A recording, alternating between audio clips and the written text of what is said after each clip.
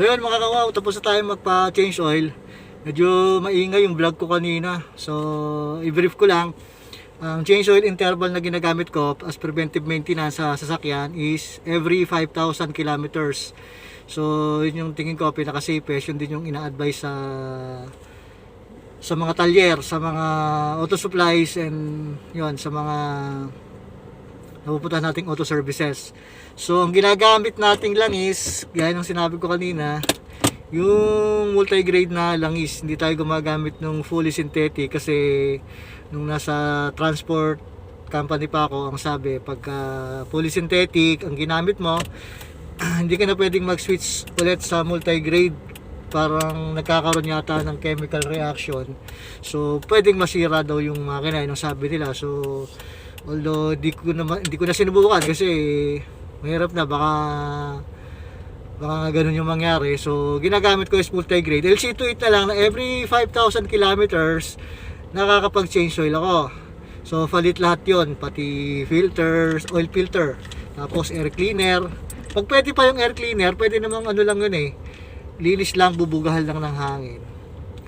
Then spark plug, check na rin yung mga spark plugs natin, baka mamaya merong hindi na gumagana. Ayun, na dapat na check din para hindi na inaabot nung pumapalya pa.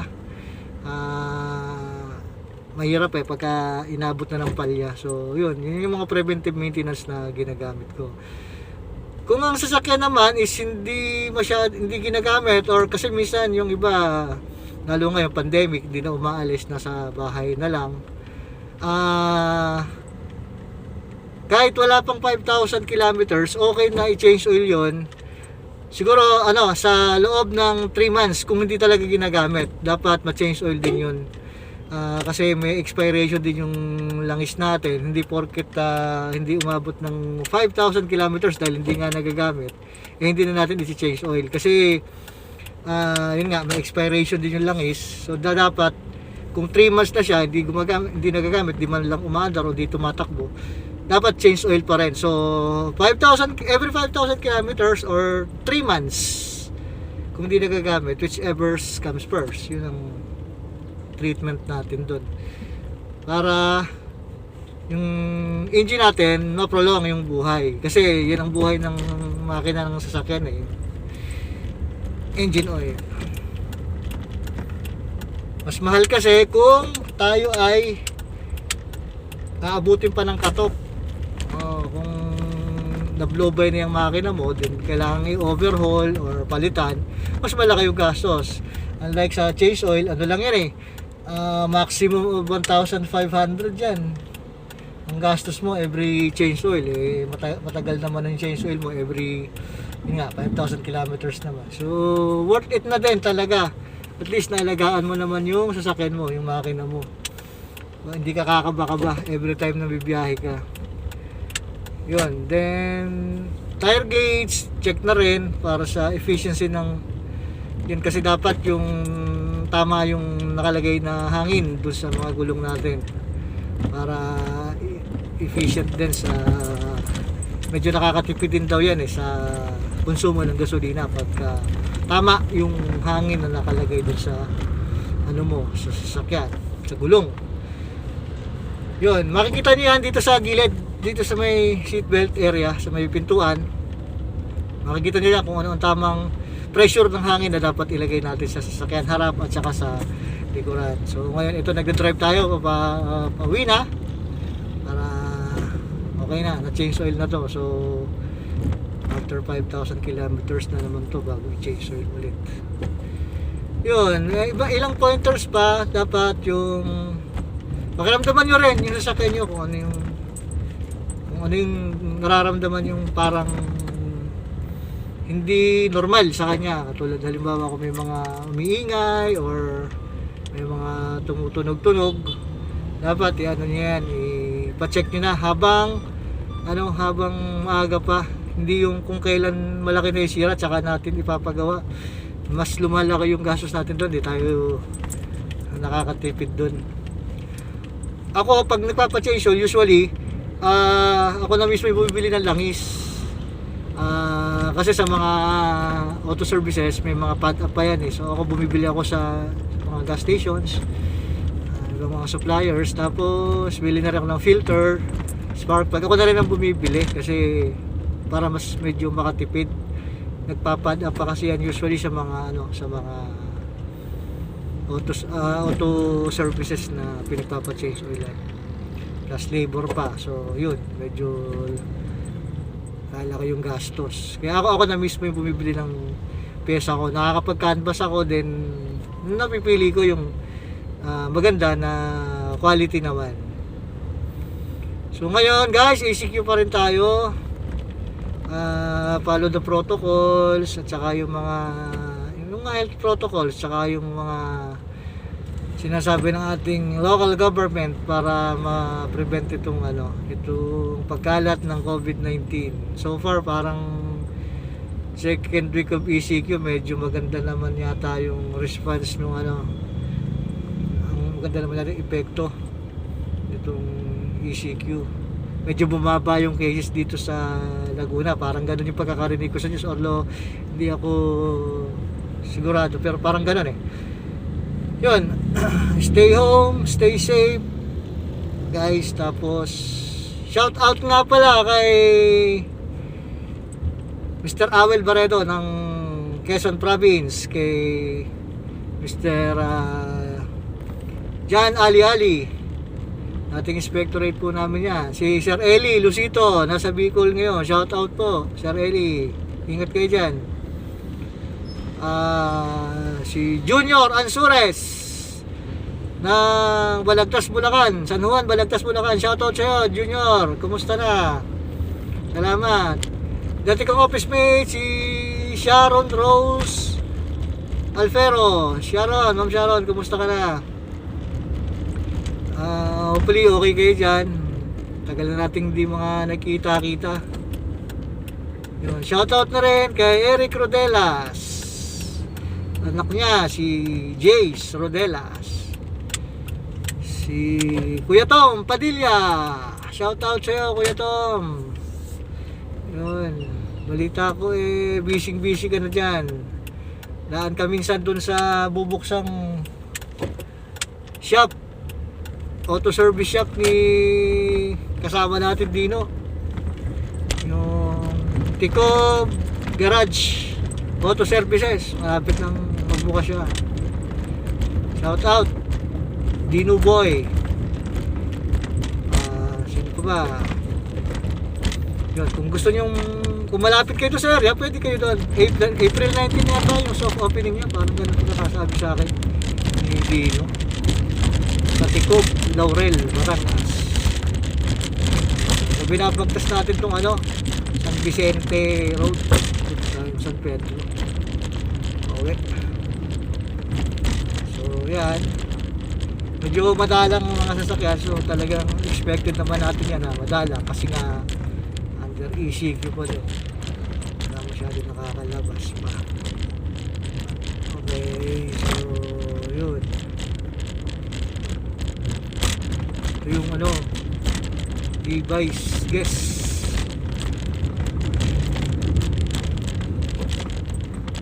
Shout out kay Dan Akuyong ng Batangas City. Kumusta ang mga piyesa mo dyan bro? Okay pa ba? Shout out Idrip Medrana, Makoy, Kuya Makoy, Maintenance Department, Batangas Star Express Corporation, KLC Incubus Transport. Kumusta ka na Kuya Makoy? Ang init ng panahon. Sarap sana ngayong mga panahon ng swimming time kaya lang pandemic, walang swimming, wala tayong magagawa. Mga ka-aw, stay home tayo, stay safe, bahay lang, ligo na lang ng madalas. Ako niyayari sa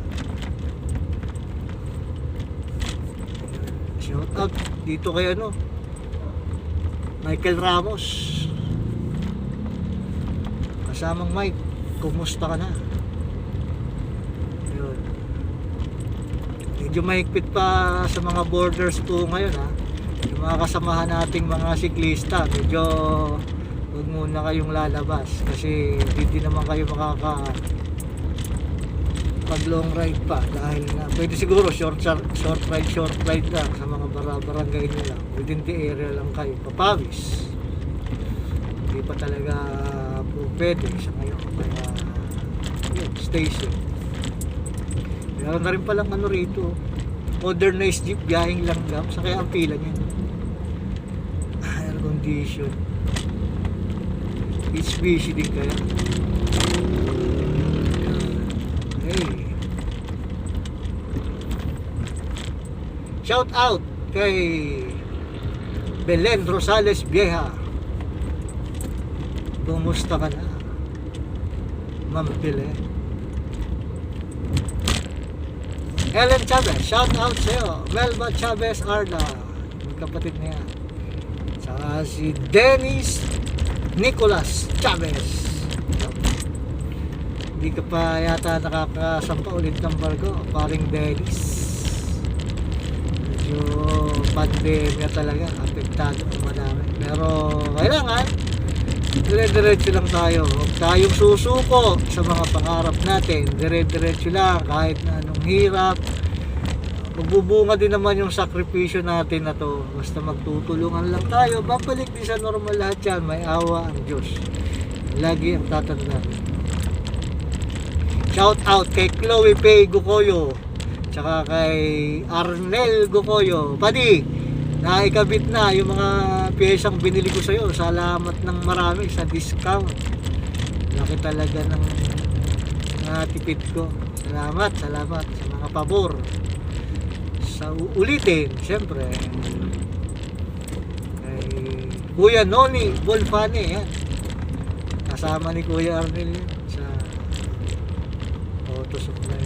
Salamat sa inyo. Shout out sa Flex Truck. Yung Flex Truck, doon ako nagpapa-change oil, doon kami nagpapa-maintain ng sasakyan.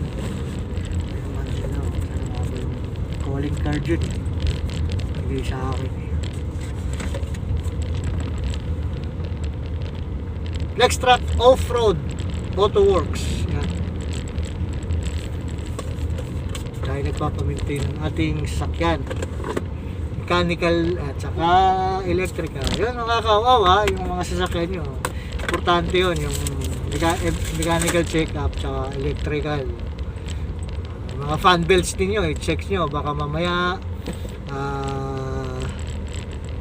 ano siya, yung marami ng bitak, malapit nang maputol. Mahirap yan, maputulan kayo. Pa-check nyo na kung medyo matagal na yung usage ninyo. Nangyari kay Brother Art Ferrer ng Calindola. Sinamahan ko yan, nagpagawa ng aircon kay June. Ayun, nakita namin yung fan belt niya medyo worn out na lahat.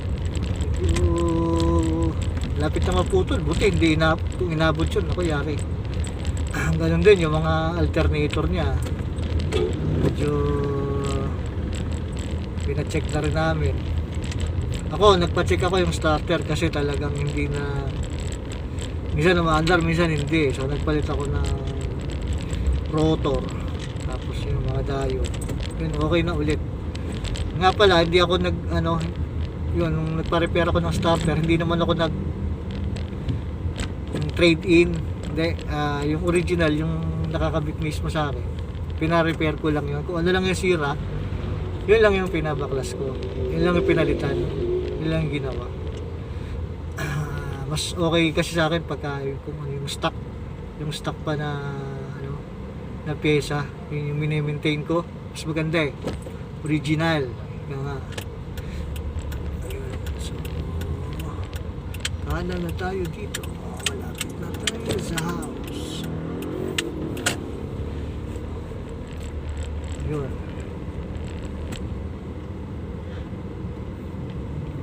Preventive maintenance, mas maganda yan sa ating mga sasakyan kaysa tayo ay magastusan ng mas malaki. Okay, yung shout out din pala kay Sep Dalisay. Salamat sa pag-subscribe sa channel natin. Sep Dalisay, tsaka yung asawa niya, si Mika. Mika Dalisay, kumusta ka na? May bago kayong baby ngayon. May bagong blessings kayo. Congratulations, another baby girl. Kay Axel Dave Tumaraw. Nasa iba yung dagat, si Axel Dave Tumaraw. Shoutout sa'yo. Lovely Rose Tumaraw. Tungaw, Bulacan, Bulacan. Salamat sa pag-subscribe. Shoutout sa inyo. Yun. Thursday ngayon, so hopefully hanggang Sunday na lang tong ECQ. Hopefully by Monday magiging MECQ na daw. So hintayin pa rin natin kung ano yung sasabihin ng IATF, kung itutuloy pa ba or what, or gagawin MECQ na. So tingnan lang natin guys kung po ang sasabihin ng government.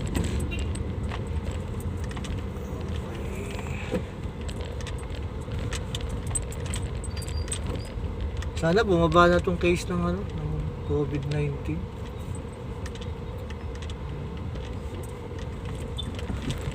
Susunod nga pala magpapa aircon cleaning naman, summer na.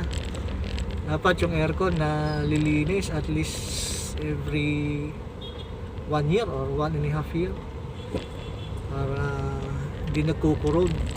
Hirap kasi pag medyo na ano yung aircon, madumi ay lumamig. Yung next project natin, aircon cleaning. Medyo malaki-laki ang gastos dyan pagka nagpalinis ka, hindi biro. Abutin ka ng 3 to 5,000 linis lang. Palit lang ng mga expansion valve, air dryer, yeah, filter dryer, yeah.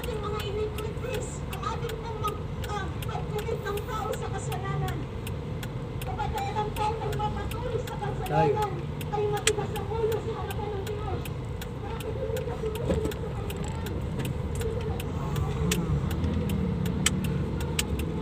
Dati ganitong oras may makikita ka pa mga siklista rito mga pauwi pa lang.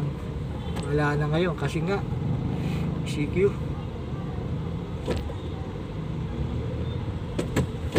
So yun, dito lang muna mga kawaw, at ako'y gagarahin na. Salamat.